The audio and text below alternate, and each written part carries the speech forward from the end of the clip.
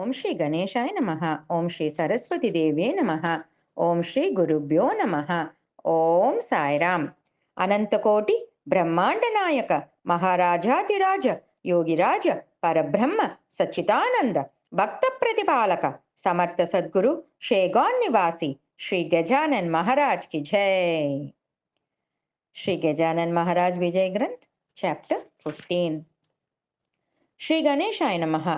You obliged Baliraja by accepting an offering from him and took away his reign on earth by giving him world below. You received a juicy fruit by offering a coconut, yet worked as his doorman due to his extreme devotion to you. Baliraja became the king of gods at the end of his epoch. You learned the Vedas in a moment. In your reincarnations, this one is most pious, as you killed no one at the best. You made friends and foes happy equally. That's why they respect you similarly. In this incarnation, you have satisfied gods, pleased the demons, and proved your godliness to the generations. O Vaman, I again bow down to you. Bless the writer to see this trait is true. Bal Gangadhar Tilak, Kohinoor of Maharashtra, had keen foresight and excelled in political activities. He was a brave person who worked ceaselessly for the independence of the country. He was stubborn like Bhishma and understood the people's agony. He took a vow to liberate the land which was being ruled by foreign hands. He feared none, as his cause was true. He had command on words like Brihaspati. His fiery writings panicked the ruling community. He was a courageous and was addressed as Lokamanya, Tilak, with great respect, a public acknowledgement, not an act of favor. Once he was to come to Akola by public request to deliver a speech at the Shiv Jayanti's fest. Many learned celebrities were to be present. Damle, Kolhatkar, Kaparde at the best. They reached Akola for the festival. People of Berar were happy to know that Tilak was attending the function, which in fact should have been celebrated here earlier. The reason being that Shivaji's mother, Jijabai, was born and brought up in Sindhkhed, near. When Shivaji was born, by the dint of her ability, she brought about Maharashtra and Berar's unity. Mother from Berar and father from Maharashtra were an excellent, incomparable couple. The celebration was a great occasion for Maharashtra. The greatness was further enhanced by Tilak's participation.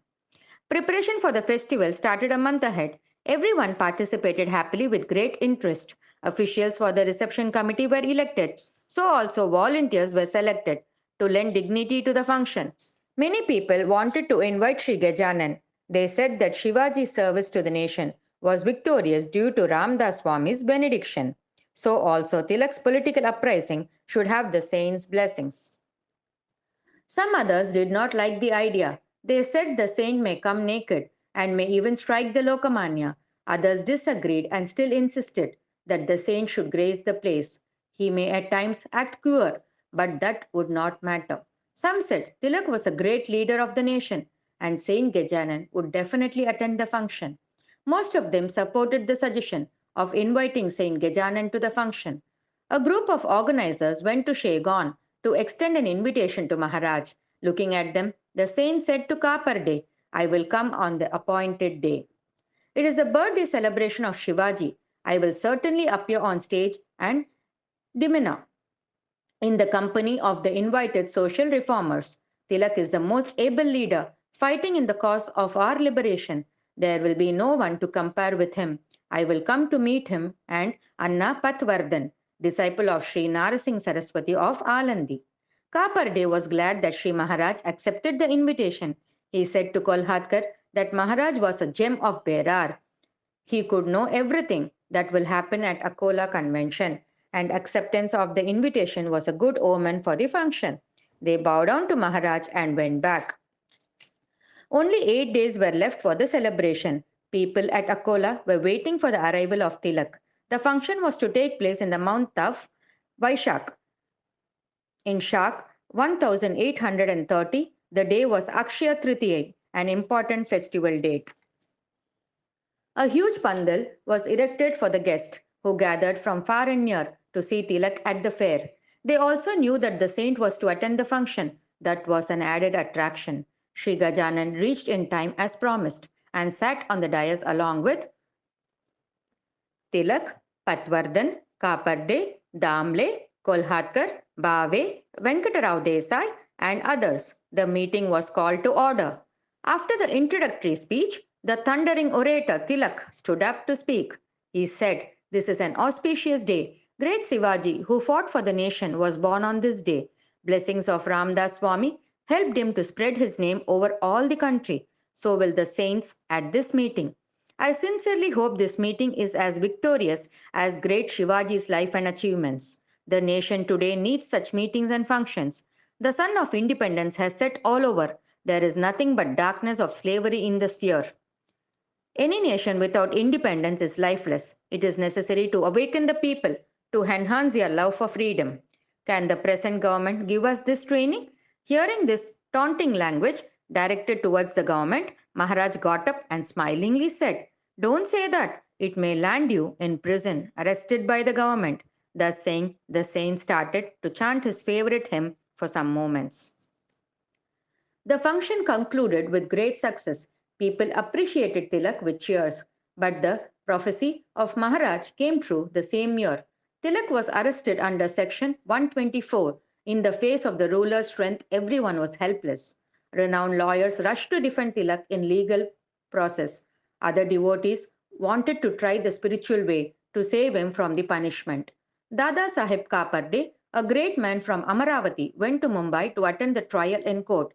On the way at Akola, he said to Kolhatkar, "You go to Shegon to seek the saint's favor.